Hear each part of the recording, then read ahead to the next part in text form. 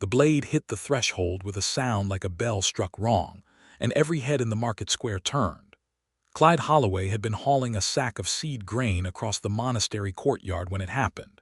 He stopped walking. He looked down at the sword lying across his doorstep, his rented storeroom door at the base of the old monastery's east wing, and he stood very still, the way a man stands still when he is not certain whether the next moment will be the last ordinary one of his life. The sword was a serious piece of work. Long, slightly curved toward the tip in the Eastern Orc style, with a wrapped leather grip worn smooth from years of real use. The blade itself was clean and oiled. This was not a weapon thrown in anger. It had been placed, deliberately, with care. He looked up from the blade and found her. She was standing 10 paces back in the market crowd, watching him the way a hawk watches something that is not quite prey but is too interesting to ignore.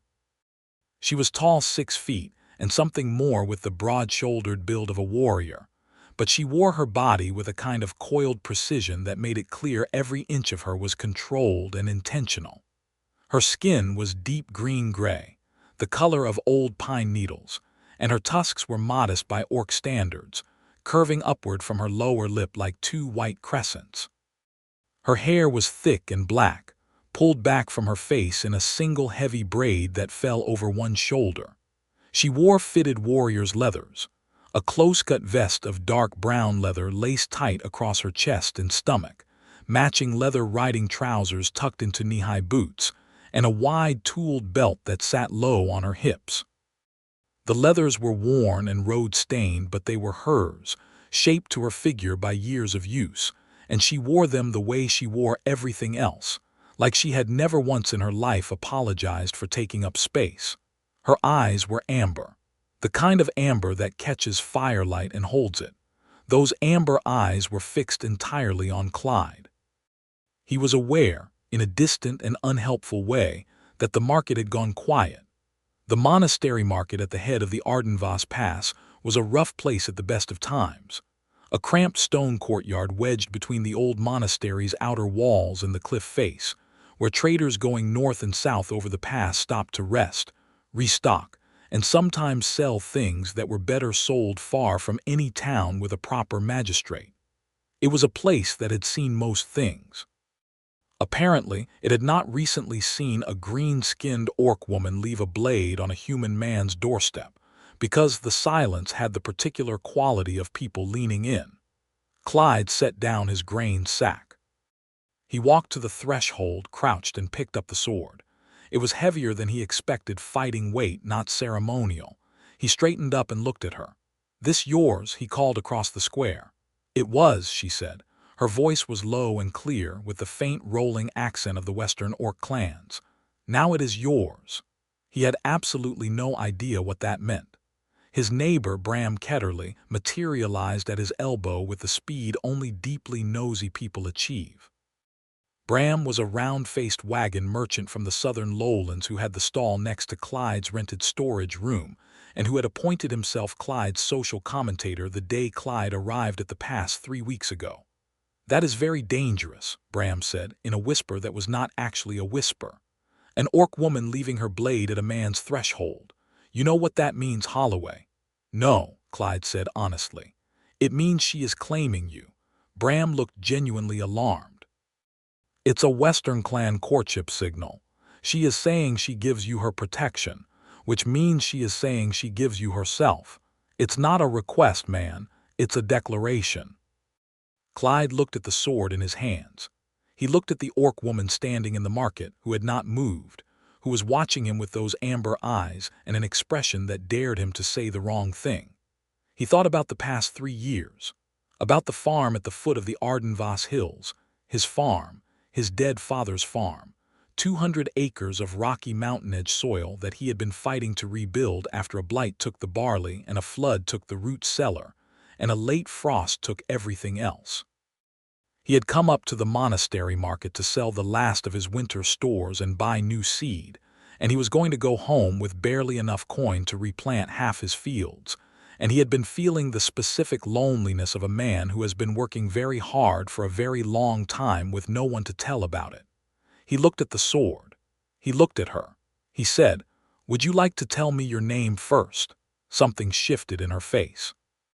Not softening exactly, it was more like she had been braced for something and it had not come, and she was recalibrating. "Snaga," she said. "Snaga Rageborn of the Greyville clan." "Clyde Holloway," he said, "of the Ardenvoss foothills. And I think before we go any further, you should tell me why 4 armed men have been watching you from behind the spice merchant's stall for the last 10 minutes. Now it was her turn to go still. She did not look behind her. She was too trained for that. But her jaw set, and something dangerous moved behind her eyes, and Clyde understood in that moment that whatever was happening here was larger and more complicated than a sword on a doorstep.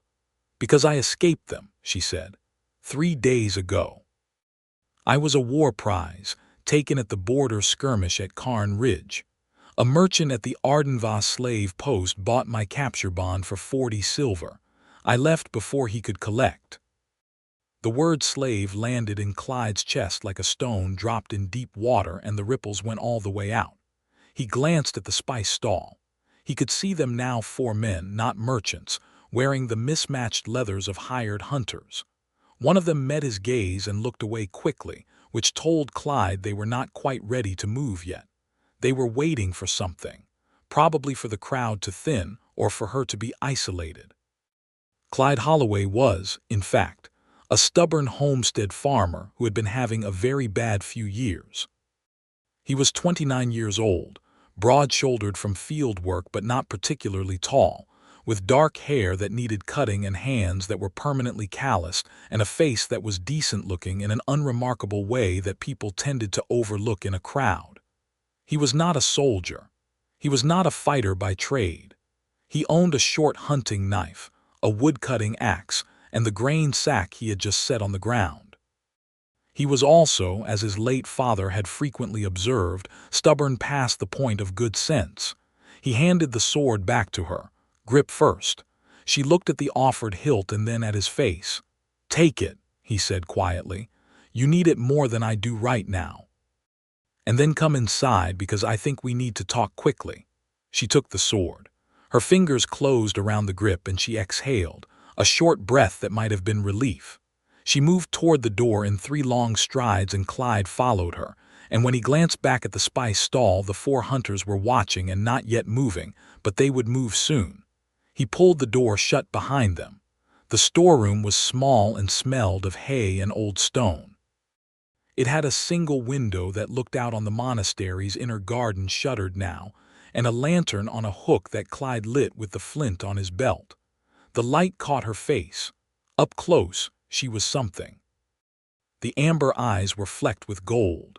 There was a thin scar along her left jawline, old and pale against the deep green-gray of her skin, and it should have made her look harder, but instead it just made her look real. "How long have they been following you?" Clyde asked. "Since yesterday morning. They tracked me to the pass." She stood with her back to the wall the way people who have been hunted stand, so she could see the door. "The monastery market has its own law. They cannot take me by force here without the abbot's sanction, but they have applied for that sanction. I have perhaps until tonight before it is granted." "And the blade on the threshold," he said. "That was not coincidence." No, she looked at him directly, no apology in it. Under Western clan law, a woman who gives her blade to a man and he receives it has placed herself under his protection. And by the same law, he is then under hers. It is mutual. If you had left the sword on the ground, I would have known you refused and I would have found another way. But I watched you for 2 days first. She paused. "You are the only man in this market who spoke honestly to a goblin trader instead of cheating him. You gave your lunch bread to the courier boy who had no coin. You are not cruel. I needed a partner, and I chose the least cruel man I could find." Clyde sat down on his grain sack and looked at the floor for a moment. "I'm a farmer," he said. "I have a small farm about 6 miles south of this pass. I came up here to buy seed grain. I have 17 silver left to my name and no weapons beyond this knife." He patted his belt. "I need you to understand exactly what kind of partner you're getting before you make any decisions." "I know exactly what I am getting," Snaga said. A man with a farm, a knife, and enough honesty to tell me all of that instead of lying to impress me. The corner of her mouth moved. Not quite a smile, but the territory neighboring one. That is more than most. He looked up at her. She was watching him with those amber eyes, and there was something in them that was not merely calculating, something that was, beneath the warrior's assessment, the faintest edge of hope. It moved him more than he expected. "All right," he said. "Then let's figure out how to get you out of this pass before tonight." They had approximately 3 hours, as it turned out. Clyde spent the first half hour buying information. The monastery market ran on gossip as much as coin, and for 2 silver he established that the hunters' names were Doran, Fell, the brothers Caro, and a tracker everyone called Longstep, who had never once lost a target on the mountain roads. The abbot, a tired old man named Brother Hessel, who ran the pass market as a kind of neutral territory, had indeed received the hunter's application for recovery sanction. He had not yet granted it, but he was deliberating, and the hunter's employer was a wealthy merchant named Galt Severs, who had property at the northern end of the pass and who had greased enough palms in the region to make his requests heard. Snaga spent that same half hour acquiring supplies. She did it quietly and efficiently, trading a silver ring from her belt pouch for a water skin, dried meat, a coil of rope, and a small satchel that she packed with economical speed. She moved through the market like someone who had navigated hostile territory many times before, not furtive, not aggressive, just precise. When they met back at the storeroom, Clyde spread the monastery's pass map on the grain sack. "There are 3 ways south from here," he said, pointing. "The main road, which they will cover immediately. The east switchback, which is slower but manageable. And the stone gully route, which nobody takes because the last mile involves climbing a dry waterfall face about 20 feet high." Snaga looked at the map. "The stone gully," she said immediately. "I thought so." He folded the map. "I know the gully. I came up through it 2 winters ago chasing a deer. I know the waterfall face, and I know there are handholds. We would need to move before the afternoon light goes, because that climb is not something you want to do in the dark." "Can you keep up?" she asked, not mockingly, genuinely assessing. "I spend every day plowing rocky hillside fields and hauling stone off the land," he said. "Yes, I can keep up." She looked at him for a moment. "Good," she said, and something in the word was not just approval but something warmer briefly, before she shuddered it. They waited until the market's midday rush was at its peak, the loudest, most crowded point of the day, when every trader and traveler was moving, and the hunters would have the hardest time tracking 2 specific people through the flow. Then they walked out of the storeroom together, unhurried, Snaga's sword belted at her hip, Clyde with his grain sack rearranged into a proper pack, and they moved through the market toward the east passage. They almost made it. They were 20 yards from the eastern gate when Longstep stepped into their path. He was lean as wire, with a tracker's flat eyes and a short recurve bow already in his hands, arrow nocked but not drawn. Behind Clyde, he heard the sound of boots on stone and knew the other 3 had closed in from behind. The market, which had been noise and motion a moment ago, went quiet again. Longstep looked at Snaga. "Come quiet," he said. "The merchant's bond is legal. There's no need for anyone to get hurt." "The bond is illegal," Snaga said, and her voice was absolutely level. "I am a free woman of the Greyville clan. I was taken in an undeclared border skirmish, not a sanctioned war. The capture bond is fraudulent. That argument is in front of the clan councils right now." "That argument is not settled," Longstep said. "Until it is, you are recoverable property." Clyde felt the anger move through him like a hot current. Recoverable property. He looked at Snaga, and she was standing still with her hand on her sword hilt, and her face was composed with the careful blankness of a person who has been called that before and has learned not to let it show in her face. That composure undid something in him. He stepped forward, not toward Longstep but sideways, so that he was clearly and deliberately beside Snaga. Not in front of her, she did not need him in front of her, but beside her, shoulder to shoulder. "You are in the monastery market," Clyde said to Longstep. "This is neutral ground. You pull that arrow and you're attacking unarmed civilians under Brother Hessel's law. The abbot's sanction is for recovery, not for violence in the square. Loose that arrow and you have no legal ground at all." Longstep's jaw tightened. He knew the law. "We will follow you to the gate," he said, "and outside the gate she has no protection." "Outside the gate," Snaga said pleasantly, "neither will you." There was a beat of silence. Clyde could feel the crowd watching, could feel the weight of all those eyes, and he was acutely aware that he was a plain farmer from the foothills standing next to a warrior woman with a sword, and that this was the most public thing he had ever done in his life, and that he was not afraid. He was not afraid. He was furious on her behalf, which was a completely different thing and stronger. Longstep lowered the bow, not because he wanted to, because the logic was iron and he knew it. They walked to the east gate with 4 hunters 3 paces behind them. At the gate, Clyde turned to look at them one last time. Longstep met his eyes and the message in them was clear. Outside this gate the chase resumes. Clyde turned away and walked through the gate with Snaga at his side, and the moment the market's noise fell behind them and the mountain air hit his face, she said very quietly, "Thank you for standing beside me." "It was the right place to stand," he said. She looked at him sideways. The amber eyes were doing something complicated. Then she looked forward toward the stone gully and the mountain and she said, "Run." They ran. The stone gully was a crack in the Ardenvoss ridge that nobody mapped because nobody wanted to use it. It was a narrow cut between 2 rock faces, floored with loose shale and ancient river-smoothed stones, and it smelled of cold water and mineral earth. Clyde led the way because he knew it and Snaga followed at his shoulder, not behind, not ahead, but at his shoulder, and the sound of pursuit behind them was distant at first, and then closer as Longstep found the gully entrance. The gully narrowed, which slowed them, and then it opened into a wider channel where a dry waterfall face dropped away to the right and rose above them to the left, and this was where Clyde had known there would be a decision point. "I go first," he said. "I know the holds. Follow exactly where I put my hands and feet and you will be fine." She looked at the 20-foot rock face with an assessing eye. "I am heavier than you," she said. It was a practical observation, not an apology. "The holds are deep. They will take your weight." He put his hands on the rock. "Come on." He climbed. The holds were where he remembered them, a deep split at shoulder height, a broad ledge at mid-face, a crack that ran diagonally to the top.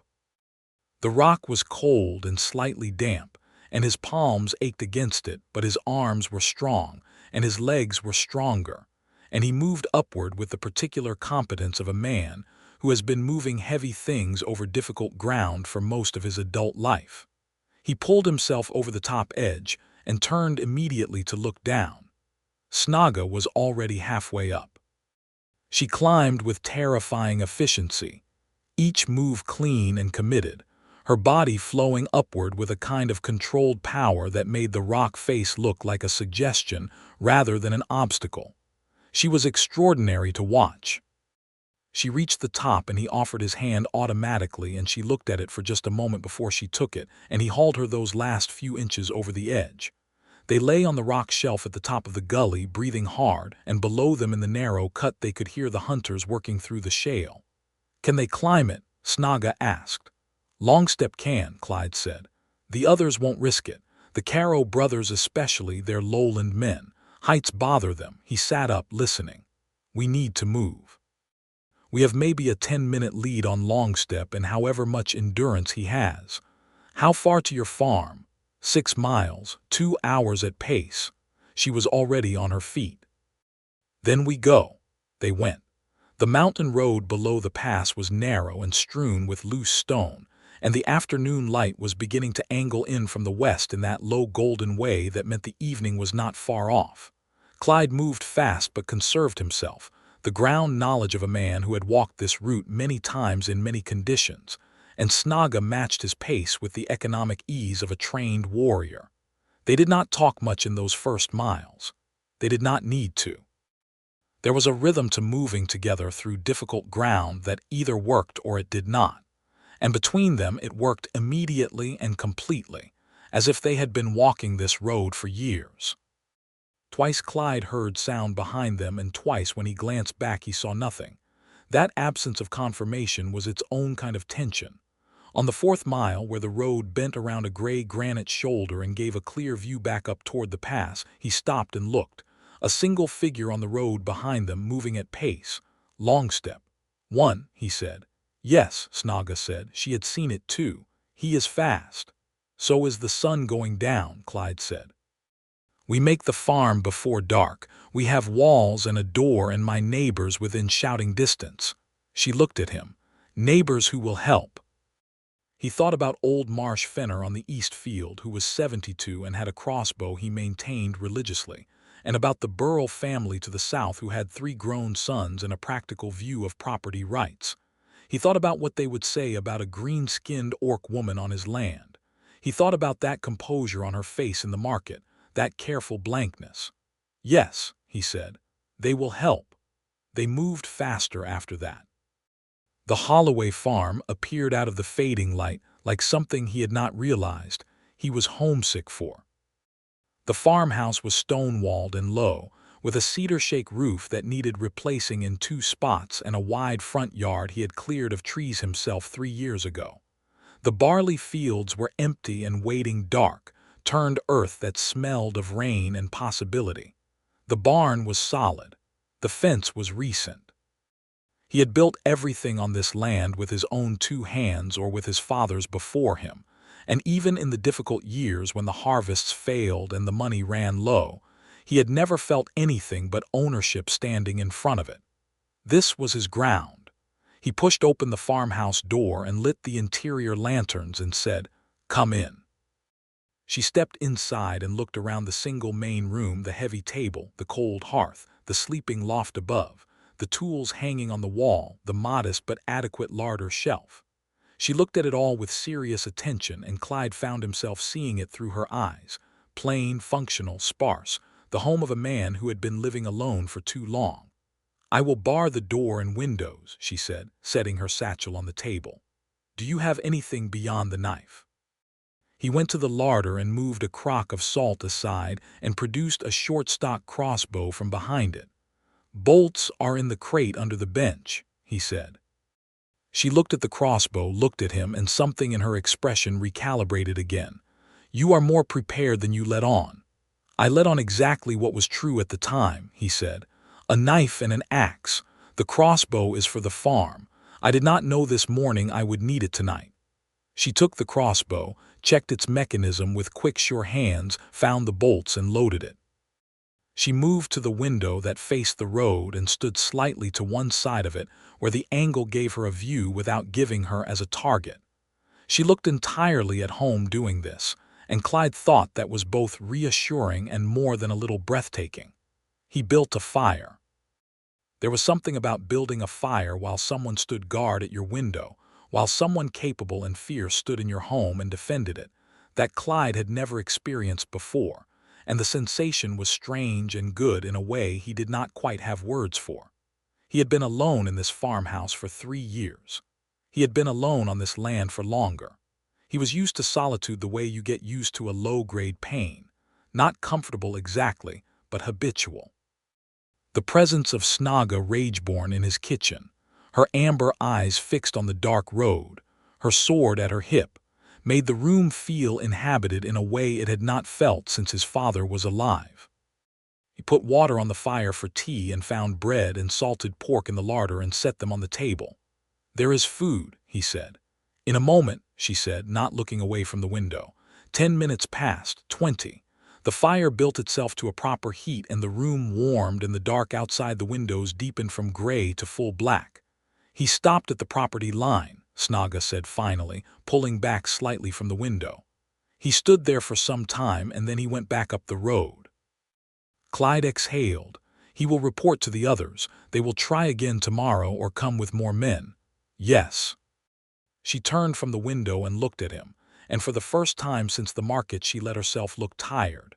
Not defeated, she was far too resilient for defeat, but the weariness behind her eyes was real, and it made her look younger briefly and more human in the way that the word meant something true rather than something about bloodlines.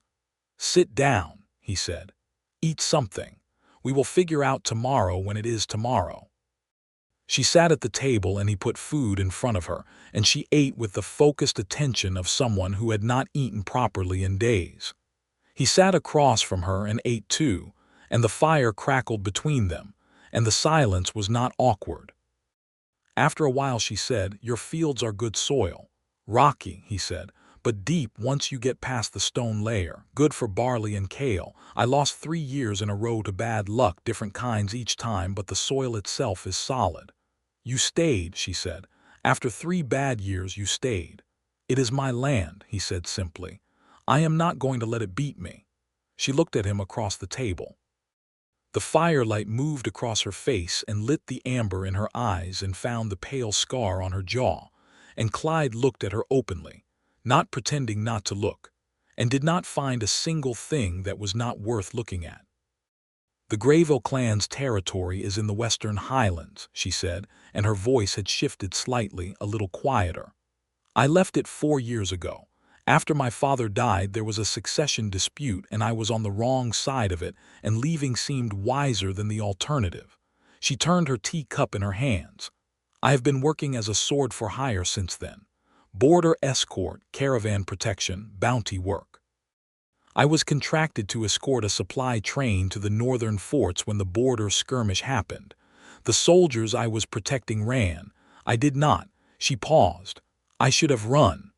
"That sounds like something a person who doesn't run says," Clyde observed. Corner of her mouth moved.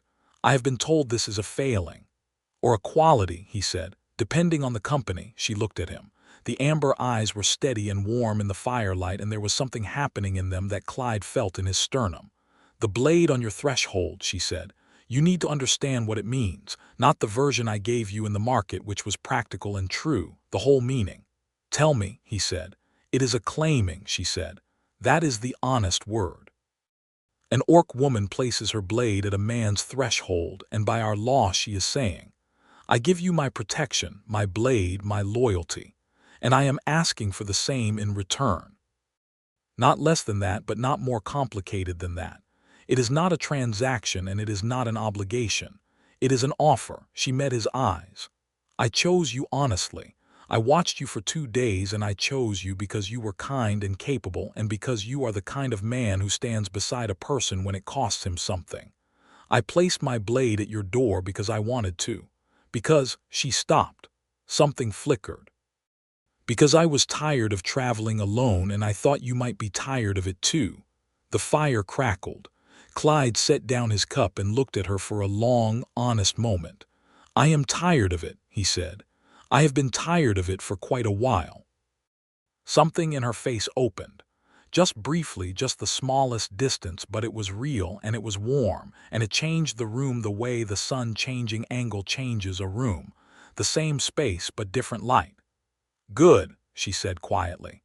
And then, with the faintest edge of something that was not quite vulnerability but was adjacent to it. "Good." He got up to bank the fire for the night, and she remained at the table. And when he turned back, she was watching him with those amber eyes, and he felt thoroughly, completely seen in a way that was not uncomfortable but was remarkable, the feeling of a person who has been looked past for a long time and is suddenly, in a single steady gaze, looked at. "Take the loft," he said. "It's warmer up there, and the window angles give a view of both approaches. I'll sleep down here." She looked at the loft ladder and then at him with an expression that was measuring and quietly amused. "You are giving me the better position. You have the sword," he said. "Put it where it does the most good." She climbed the ladder, moving easily despite the long, hard day, and he heard her settle in the loft above and the quiet sounds of her making the space her own. He laid his bedroll by the fire with his crossbow close and his knife on the floor beside his hand, and he looked up at the dark ceiling and listened to the mountain night outside and the sound of another person breathing in his house, and he slept better than he had in 3 years. They woke before dawn because they heard horses on the road. Clyde was on his feet with the crossbow before he was fully conscious. Above him he heard Snaga's boots hit the loft floor, and then she was coming down the ladder, sword already in hand, her braids slightly loose from sleep but her eyes fully awake. They went to the window together, standing close in the dark. There were 6 horses on the road. In the gray pre-dawn light, Clyde could make out the bulk of the riders but not their faces, and one of them was dismounting at his fence gate, and the others were fanning out around the property perimeter. 6, he said. Galt Severs sent more men overnight, Snaga said. Her voice was level, but he was close enough to her in the dark to feel the tension she was carrying in her shoulders. He has the coin to move fast when he wants something. They cannot take you from this property by force without the sanction, Clyde said. Hessel's law. These men are not in the monastery market, Snaga said flatly. Hessel's law ends at the monastery walls. We are in the open foothills. Whatever law exists here is the law those 6 men decide to enforce. Clyde looked at the 6 riders and thought. They were cut off from the north. If they ran south, they would be in open farmland with no cover. East was the stone gully they had already used and could not use twice with this many men in the area. West. Fenner's farm, he said. Old Marsh Fenner, a quarter-mile west. He has a defensible position stone barn, 3 walls, the creek on the 4th side, and a crossbow, and more stubbornness than anyone I have ever met. He looked at her. If we can get there before they close the perimeter, we have a position we can hold until we can send for the district marshal. How do we get there? The back field. Through the turned earth and over the fence into the tree line. They have not circled the property yet. See, the 2 on the east side are still moving. She looked. She assessed. She nodded. They went out the back door into the dark, Clyde with the crossbow and his knife and his boots still being laced, Snaga with her sword at her hip and her satchel over one shoulder, and they crossed the dark turned field at a dead run. The earth was soft under his boots, the furrows catching his feet unpredictably, and he stumbled twice and caught himself and kept running, and Snaga was beside him the whole time, not ahead, not behind, beside him.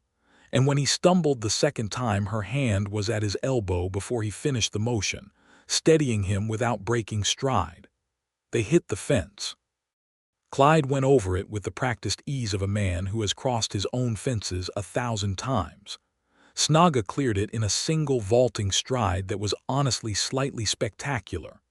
They hit the tree line and the dark swallowed them, and behind them Clyde heard a shout from the direction of his house. Someone had found the back door. They moved through the trees toward Fenner's farm.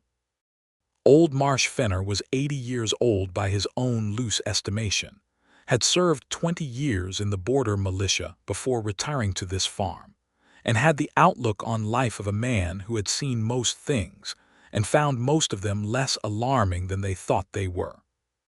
He opened his door to Clyde's knock without surprise, looked at Snaga with sharp, practical eyes and said, "Come in before whoever is following you catches up," Clyde explained quickly. Fenner listened without interrupting. When Clyde was done, Fenner looked at Snaga. "Grayville clan." "Yes," she said. "Your lot were decent fighters at the Carn Ridge campaigns 20 years back," Fenner said. "Fought alongside a Grayville warband for 2 seasons. Good people, straightforward." He picked up his crossbow from its hook with the ease of long habit. "Clyde, there's a dispatch rider who passes my east fence every morning at first light on the road to Carvin Ford. We get him a message and the district marshal has it by midday. Can you hold 6 men off until midday?" "I can," Snaga said. "Good." Fenner smiled at her, the deep wrinkled smile of a man who likes competent people regardless of their complexion. "Then let's get to the barn." The stone barn was everything Fenner had described: 3 solid stone walls, the east side open to the creek, with a clear sight line to all approach directions from the loft and a ladder they could pull up after themselves. They barricaded the main entrance with a grain cart and a hay bale stacked with farm tools, and Snaga took the loft with her sword and Clyde's crossbow, and Clyde and Fenner held the ground level. The 6 riders arrived at the barn perimeter about 15 minutes later. The man in front was not one of the original hunters. He was well dressed for a man on horseback in the pre-dawn, a long oiled coat, good boots, a short sword at his belt that had never seen real use. This was Galt Severs himself. Clyde recognized the type, a man who owned things and believed ownership settled all arguments. "Holloway," Severs called, from 20 feet back from the barn door. "You are sheltering reclaimed property. This does not need to become a larger problem." "She is a free woman," Clyde called back. "Your capture bond is fraudulent. That case is in front of the clan councils right now." "You know it is." He kept his voice level.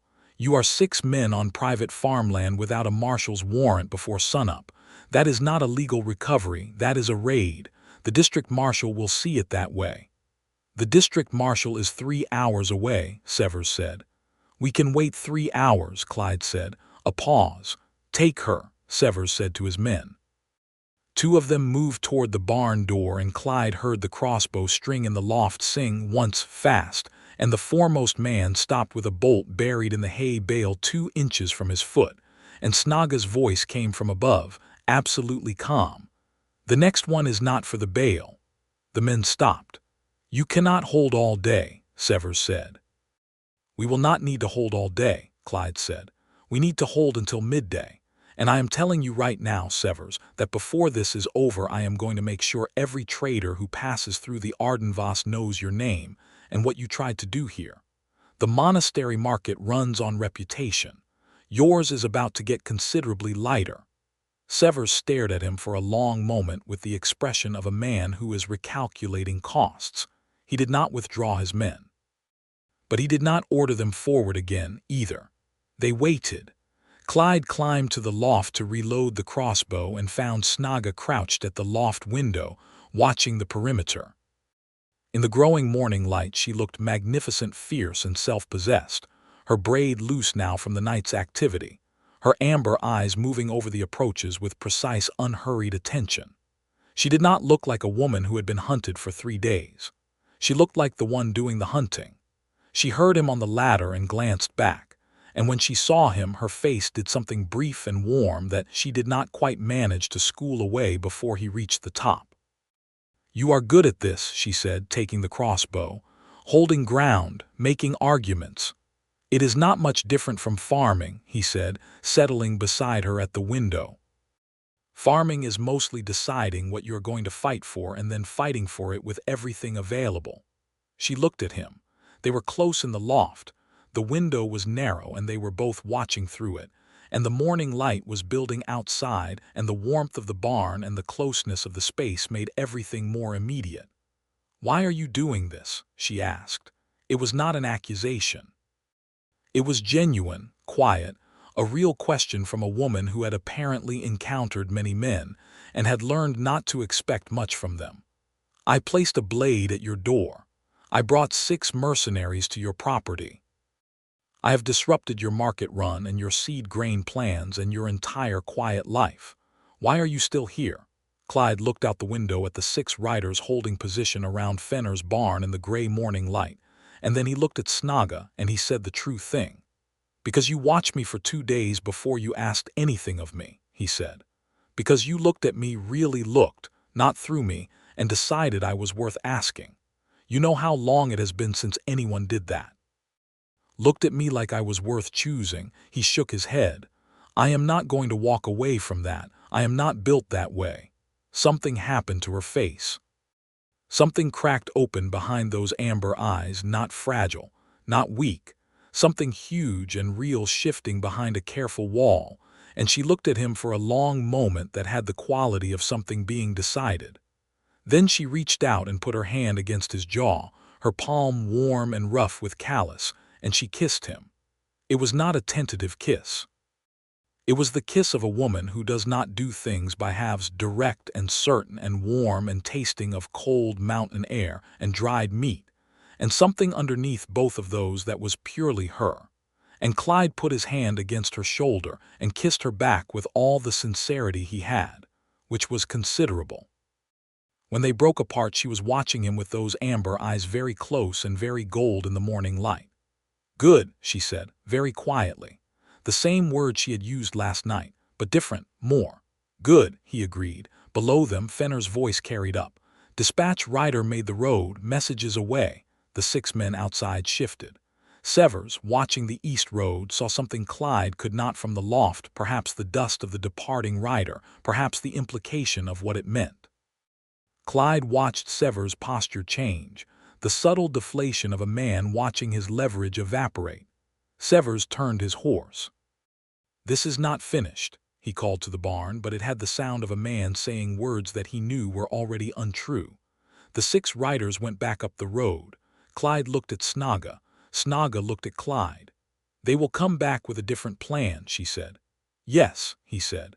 "But by then the marshal will be here and the clan council argument will be further along, and Severs will have had time to realize how badly this can go for him." He paused.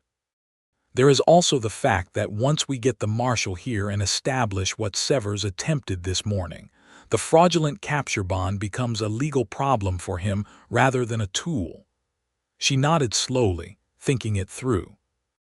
"The Grayville clan has its own advocates working on the bond challenge. If I can get word to them that I am here and safe, they can accelerate the case." She looked at him. "Your name will be in the record, as a witness to the events here." "I know," he said. "That will make you a target for Severs' anger." "I know that too," he said. "I am a farmer with 200 acres of Ardenvoss foothill land and 3 years of bad harvests behind me, and a very full set of reasons to want this year to be different from the last 3. If Severs wants to make an enemy of me, that is his problem to carry." She looked at him for a long moment. Then she said, "I want to see your farm." He blinked. "Now." "When this is resolved," she said, "I want to see the fields and the soil and the barn and the stone wall you described needing repair on the north field." A pause. "I have some experience with mountain-grade barley cultivation. I grew up in the Grayville Highlands. The soil composition is similar to what you are describing." Clyde stared at her. She stared back with great composure. He said, "Are you telling me that you want to help with the planting?" "I am telling you," she said carefully, "that I placed my blade at your threshold. I am not in the habit of doing that lightly, and I am not in the habit of leaving once I have done it." She held his gaze. "If you want me to stay." He felt it land in him the way true things land, not with a crash but with a settling, a weight that was exactly what was needed in the place it filled. "Yes," he said, "I want you to stay." She breathed. In the golden morning light in the barn loft, with 6 mercenaries retreating up the mountain road and old Marsh Fenner cheerfully singing something to himself below, Snaga Rageborn breathed out slowly, and a tension in her that had been present since the first moment he saw her coiled, sustained, the tension of a woman who had been on the move and on guard for a very long time loosened, fractionally but genuinely. And she looked at him like he was the destination she had been traveling toward without knowing the name. The marshal arrived by early afternoon. His name was Aldrich Brand, a thick-armed, gray-bearded man with the measured authority of long official practice, and he came with 2 deputies and a sealed warrant that made Clyde's position clear, and Severs considerably less so. Brand listened to Clyde's account, examined the scene at Fenner's farm, took note of the crossbow bolt embedded in the hay bale and the tracks of 6 horses around the perimeter, and his expression grew progressively more professional and cold in the way that official expressions do when they are building toward a conclusion. He looked at Snaga. "You are Snaga Rageborn, named in the recovery application." "I am," she said. "The capture bond filed by Galt Severs, you dispute its validity." "I do. The Grayville clan disputes it. The bond was filed on the basis of a border skirmish that was not sanctioned under the standing articles. There are 3 witnesses who will attest to this. The clan advocates filed in Carvin Ford 6 days ago." Brand looked at his deputies. One of them produced a sealed document from a saddlebag. "We received the clan's filing yesterday morning," Brand said. "I have been looking for you, Miss Rageborn. The application puts the bond in suspension pending review, which means as of yesterday morning the recovery application is invalidated." The silence that followed was very complete. Snaga stood absolutely still. Then quietly, "It is over. The immediate legal threat is over, Brand said. Severs may appeal, but under the suspension, you are a free woman of standing and no one can legally compel your movement or claim recovery rights. If he approaches you or anyone acting on your behalf with force, he is subject to criminal prosecution. Brand looked at Clyde Holloway. The events of this morning constitute illegal entry and menacing under the district code. I will be speaking with Severs. I suggest you document what happened here. I have 2 witnesses, Clyde said. Myself and Marsh Fenner. Brand nodded and turned to Snaga again. His expression shifted slightly, not unkind, but assessing. You have people in Carvin Ford. The advocates filed a contact address. You could be there by tomorrow evening. Snaga said nothing for a moment. She was looking at Clyde. Clyde looked back at her. He did not say anything either. He did not want to say anything that sounded like pressure in any direction. She had been a free woman since yesterday morning, free before she ever put that blade at his threshold, as it turned out, though neither of them had known it. Whatever happened next was entirely her choice. I am aware, she said to Brand. Thank you for the information. Brand nodded, gathered his deputies, and left on the Carvin Ford road. Clyde and Snaga stood in the middle of the farmyard as the hoofbeats faded, and the afternoon sun was warm on the dark-turned earth of his fields, and the air smelled of thawed soil and early spring, and it was very quiet. You heard what he said, Clyde said. Yes, she said.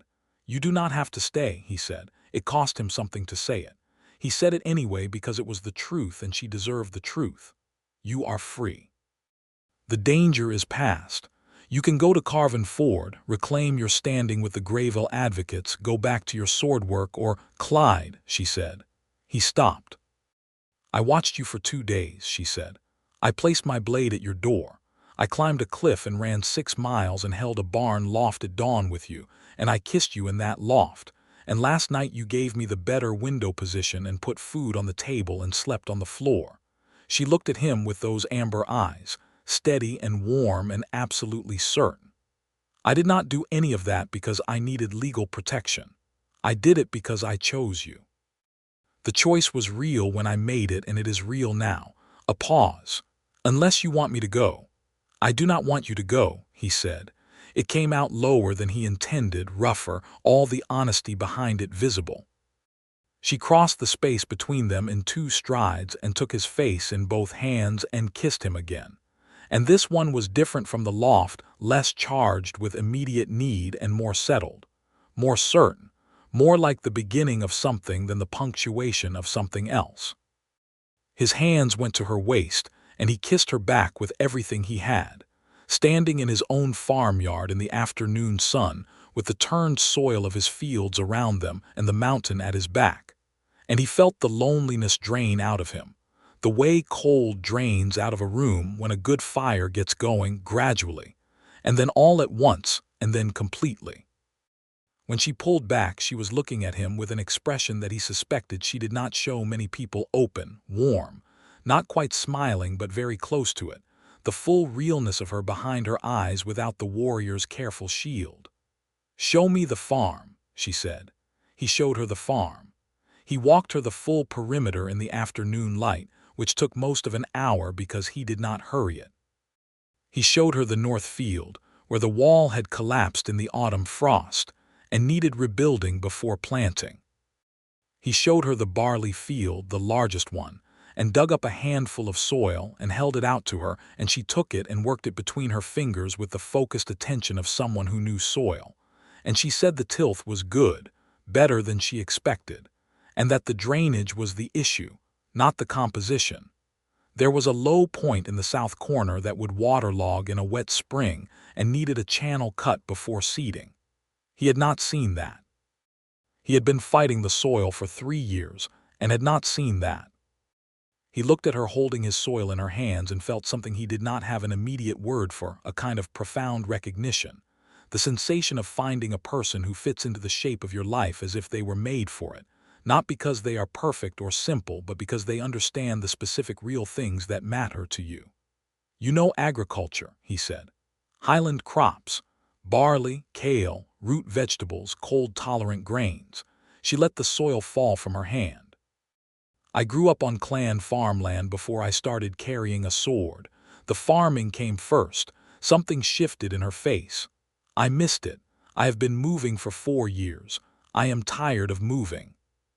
He stood in his field in the late afternoon sun and looked at her, this remarkable, fierce, extraordinary woman who had walked into his market and placed her blade at his door and turned his quiet, struggling life entirely sideways in less than 24 hours. "Then stop," he said. "Stay here." She looked at the farm, at the fields waiting to be planted, at the farmhouse with its cedar-shake roof and its 2 spots that needed patching, at the mountain behind it all and the clean, cold air and the hard, quiet, good life that was possible here if you were willing to work for it. "The north wall will need rebuilding before planting," she said, "and the drainage channel in the south corner." "Yes," he said, "and the barley seed. You came up to the market for seed grain." "I still have the 17 silver," he said, "-2 I spent on information. 15 silver will buy enough seed for the large field in the east field," she said, with the precision of someone who had priced these things before. "If we plant within the next 2 weeks, we will catch the right temperature window for the mountain variety." He watched her plan it out, his farm, his future, talked through with the matter-of-fact certainty of someone who has already decided she is part of it, and the warmth in his chest was enormous and growing. "Snaga," he said. She looked at him. "I would like you to stay," he said. "Not because I need the farming knowledge, though that is valuable. Not because there may be further trouble with Severs and it is useful to have a sword. Because," he stopped, found the right words. "Because when you are here, this place is different. This farm is different. I am different. I have been working this land alone, and I did not realize how much of that was the problem until you walked through my door, and I did not want you to leave." Snaga Rageborn, who had crossed mountains alone and fought border skirmishes and held her composure through a slave market's humiliation, and climbed a cliff at a dead run and faced down 6 mercenaries without flinching, looked at him in the quiet of his barley field, and her face did the thing it kept doing: opened, warmed, showed him the real woman beneath the warrior's armor, and she said, "I am staying." Simply, finally, like a door shutting that would not open outward again. He stepped forward and took her hand, which was large and strong and calloused and warm, and she let him hold it and laced her fingers through his, and they stood in the field together as the sun continued its slow decline toward the western ridge. Old Marsh Fenner appeared at the fence line 20 minutes later, because Marsh Fenner had the nosiness of a man who had retired with too much time and not enough entertainment, and he looked over the fence at the 2 of them standing in the field and made no remark whatsoever, which told Clyde that Fenner approved, because Marsh Fenner's disapproval was always audible. "Supper," Fenner called. "Both of you. My house. I made a proper stew." Clyde looked at Snaga. "I like stew," she said, with a gravity that was entirely deadpan. He laughed. It was the first time he had really laughed in a long while, and it felt like a door opening. They ate at Fenner's table, and Fenner, who had fought alongside Greyville warriors 20 years ago, treated Snaga with the undemonstrative respect of a man who knows quality when he sees it and does not need to make a speech about it.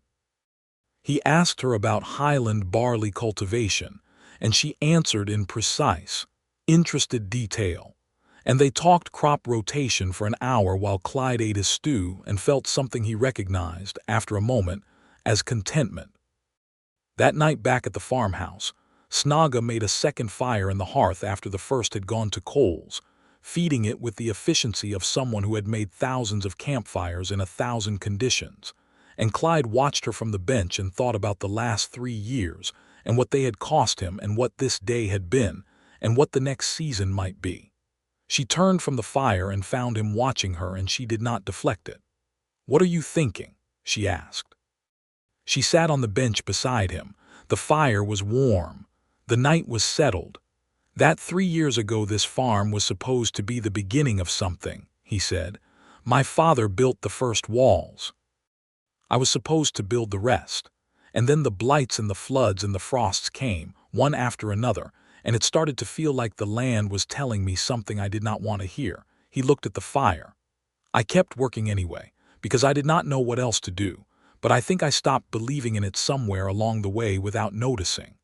She was looking at him with the whole of her attention, which she gave to things like a gift, fully and without half measure. "The soil is good," she said. "The land is not telling you to leave, it is just asking for more hands." She paused. "Two sets of hands and the right timing and the drainage channel and the north wall rebuilt, this farm can be what your father meant it to be." "I believe that," he said. Now, she understood what now meant in that sentence. He watched her understand it. She did not make it complicated. She put her head against his shoulder and he put his arm around her. And the fire burned and the mountain night was quiet around the farmhouse. And the loneliness that had been living in the walls of this place for 3 years seemed to exhale and thin and go somewhere else. He pressed his lips to her hair. She made a quiet sound, low and satisfied, like a large cat settling. Her hand found his over her shoulder and held it. "Clyde," she said. "Yes." "In Gravo clan tradition," she said carefully, "when a woman places her blade at a man's threshold and he receives it when he chooses her in return openly before others, she marks him." He was quiet for a moment. "Marks him how?" "A small thing," she said. "A mark here." She touched the back of his left hand with one finger. "Made with the blade she gave him, not deep. A claiming scar. It means he is hers and she is his, and anyone who knows the tradition knows what it means." He looked at the back of his left hand. The firelight moved across the callous skin. "Would you want that?" she asked, and her voice was very careful, giving him full room to say no, which he found deeply moving, the carefulness of a woman who was used to things being taken rather than offered. He turned the back of his hand toward her and held it steady. She looked at him with enormous amber eyes, and then she drew her belt knife shorter than the sword, a working blade, and she made a single shallow, precise cut across the back of his hand, quick and clean. He did not flinch. She bent her head and pressed her lips to the cut for a moment, and then she drew the knife across her own palm, already scarred there, he realized, which meant this was not the first time she had done this ceremony, and pressed her marked palm against his marked hand. "Mine," she said, low, certain, with all the weight of her whole strong self behind the word. "If you want to be." "Yours," he said, "completely." She kept her palm against his hand for a long moment, and the fire popped, and the night was very deep and very quiet, and the mark on his hand burned with a clean pain that felt more like a declaration than a wound. She kissed him then, and the kiss was warm and deep and unhurried, the kiss of two people who have time, who have decided to have time together, and he held her the way you hold something you intend to keep. The days that followed were the best kind of days, the kind so full of actual work and actual living that they moved fast and left you with something to show for them. The north wall came first. 4 days of hauling stone and stacking it with cold mortar, Snaga lifting rocks that would have taken Clyde 2 attempts in one, both of them figuring out the geometry of the rebuild by argument and adjustment, and a satisfying amount of stubbornness on both sides. The wall came out better than the original. The drainage channel was Snaga's project, and she executed it with the systematic precision of someone who had planned irrigation trenches before. A shallow cut 2 feet wide along the south corner's low point, running to the east fence where the spring runoff could carry safely away. Clyde dug where she directed and tried not to be too obviously admiring of how she could look at a slope and read its water movement the way he read a sky for weather. The seed grain came from Fenner, who had a surplus of mountain barley seed, and named a fair price, and seemed pleased to have an excuse to come over daily. Clyde noticed that Fenner always arrived at mealtimes, which he suspected was less about the seed discussions and more about Snaga's cooking, which was in fact exceptional heavy on Highland spices and root vegetables, and a specific technique with flatbread that Clyde had never encountered before and considered one of the finest developments of his recent life. They planted in the second week of Snaga's arrival, which was the right window for the mountain barley variety, working side by side through the long field days. Clyde seeded and Snaga followed with the roller, and they switched off when their backs needed the change in motion. And they talked the whole time about the farm, about what had grown well for her in the highlands, about the crop failures and what might have prevented them, about the flood and the frost and the way bad luck compounds when you are working alone and cannot see the angles you are missing.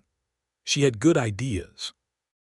Not polite suggestions, real ideas, specific and grounded, and sometimes different enough from how he had always done things that his first instinct was to push back.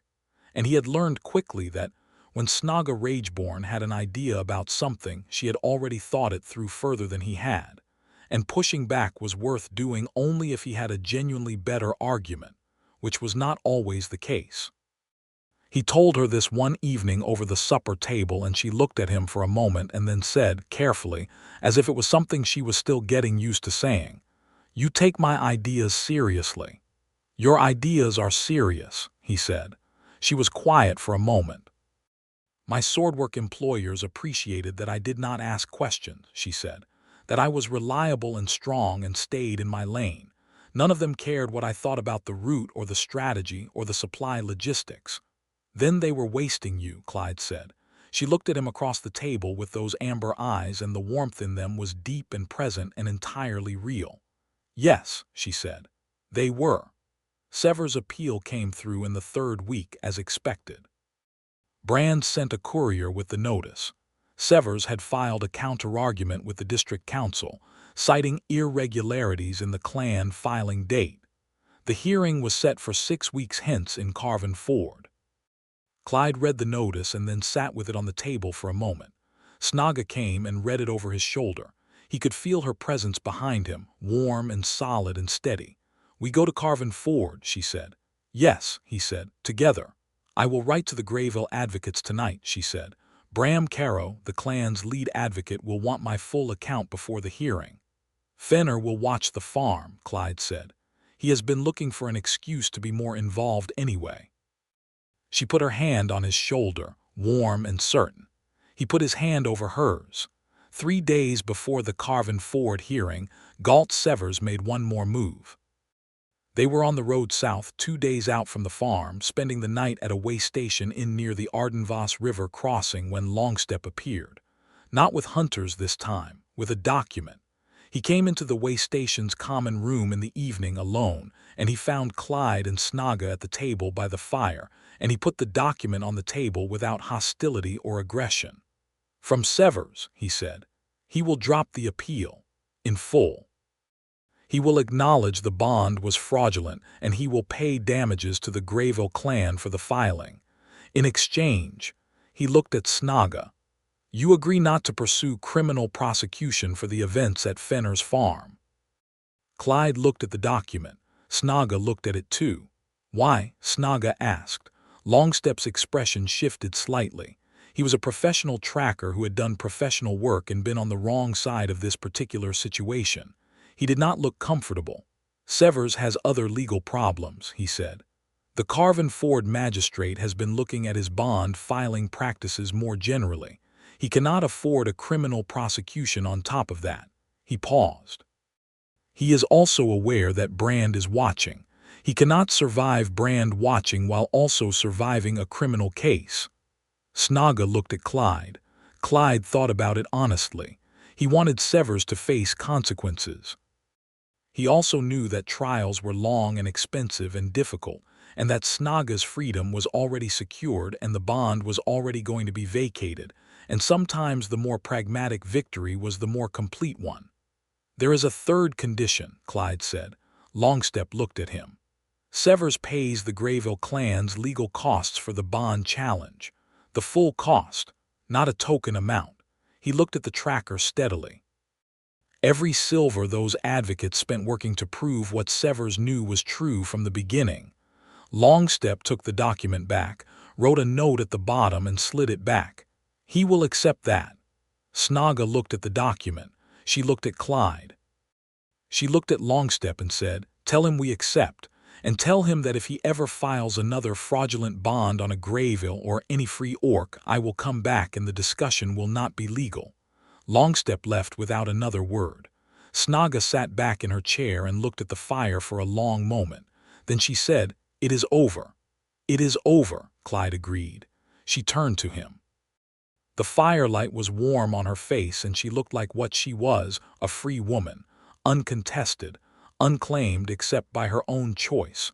And the relief and the finality of it moved through her visibly, a tension she had been carrying for weeks finally setting down. "You negotiated the legal costs," she said. "They earned it," he said. She looked at him for a moment longer than necessary, the way she sometimes did when he did something that continued to surprise her even though she had been watching him long enough to know she should stop being surprised. She leaned across the table and kissed him, brief and fierce and warm, right there in the way station common room with the fire and the other travelers and the innkeeper all present. He kissed her back without hesitation, in front of all of them. When she pulled back, he saw one or two people looking, and he met their looks steadily, and most of them looked away quickly, and one old woman by the window gave him a small, approving nod, and he decided that was a reasonable summary of the world's opinion and it could stay there. They continued to Carven Ford anyway, to confirm the settlement and add Snaga's account to the record and make the paperwork complete and final. The Grayville advocate, a compact, sharp-eyed orc woman named Merva Caro, who looked at Clyde with the particular assessment of someone vetting a new family member, and then apparently decided he passed, handled the settlement documentation in 2 efficient hours, and then took them to a decent tavern to mark the occasion. And they sat in a city tavern and drank good wine, and the Grayville advocate asked Clyde careful questions about the farm and his plans and his father's land history. And Clyde answered all of them honestly and at length. At some point, he noticed Snaga watching him talk to Merva with an expression that was openly fond, unguarded, the expression of a woman who is watching someone she chose prove her right about them, and the warmth of it hit him somewhere in the center of his chest and stayed. When they left Carven Ford the next morning, riding north on the road back to Ardenvoss, the summer was beginning properly. The passes greened, the wildflowers coming in on the mountain slopes, the air carrying the particular brightness of a season turning toward its best self. On the road, Snaga rode beside him and they talked easily about the farm, about the barley, and whether it had taken well in the time they had been gone. It had, according to Fenner's message, which had reached the Carven Ford in the morning of the settlement, about the east field that they had not yet planted, and whether a cold-tolerant kale variety was worth trying, about the roof patches that still needed doing before the autumn rains. Ordinary things, the specific ordinary things of a shared life. At some point, Clyde realized he was talking about the farm the way he had always talked about it, with investment, with ownership, with the specific hope of a man who believes in the land under his feet. But now when he said we and our and this year, it did not feel like a habit or a pretense. It felt like the truth. "You are happy," Snaga observed. He thought about denying it in the habitual way of people who have been alone so long they've forgotten how to admit good things. He did not deny it. "Yes," he said, "I am," she smiled. He had seen her smile a handful of times by now, and it was still the most remarkable thing on a face that was full of remarkable things. It changed her completely, broke the warrior's careful composure and showed the woman underneath, warm and alive, and full of something that matched what he felt in the center of his chest when he looked at her.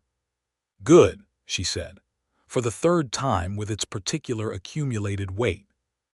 The farm appeared on the horizon in the late afternoon, and Clyde felt the thing he always felt coming home, the specific satisfaction of land that belonged to him, but now overlaid with something new, which was the sight of Snaga riding beside him, the sword at her hip, her braid loose in the wind, her amber eyes looking at the barley fields with the expression of someone looking at something that is theirs.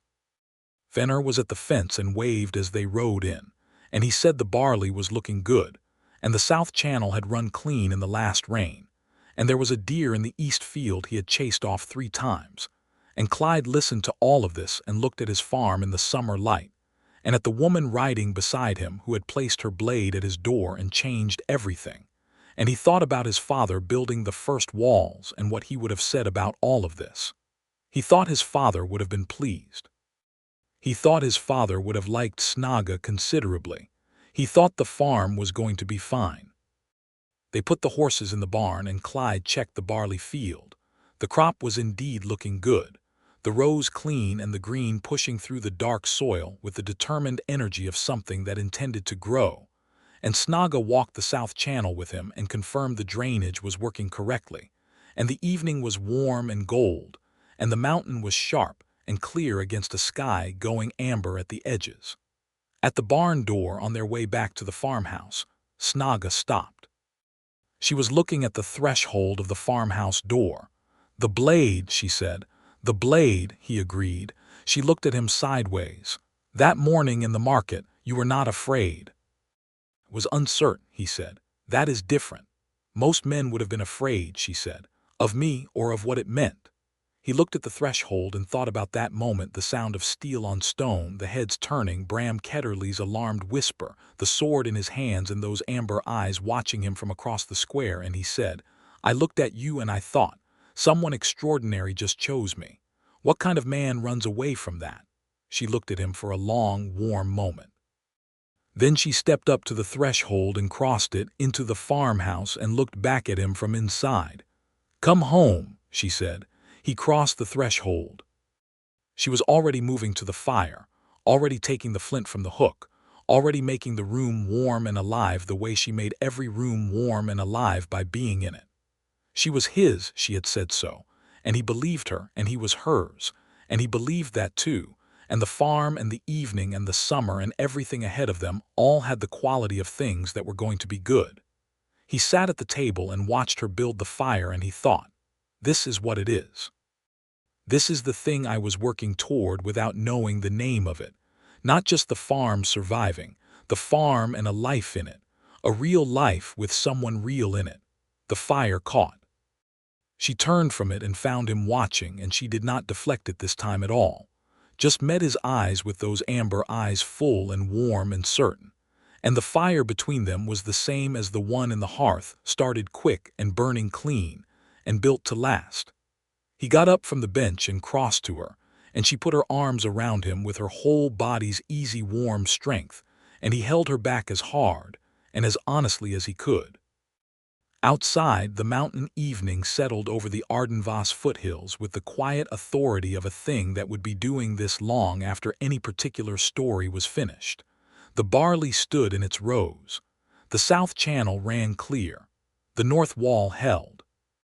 The roof was still in two spots in need of repair, which they would get to before autumn together. Inside the farmhouse, Snaga Rageborn and Clyde Holloway held on to each other in the firelight, and neither one of them was alone, and neither one of them would be again. That was the end of the loneliness. That was the beginning of the rest.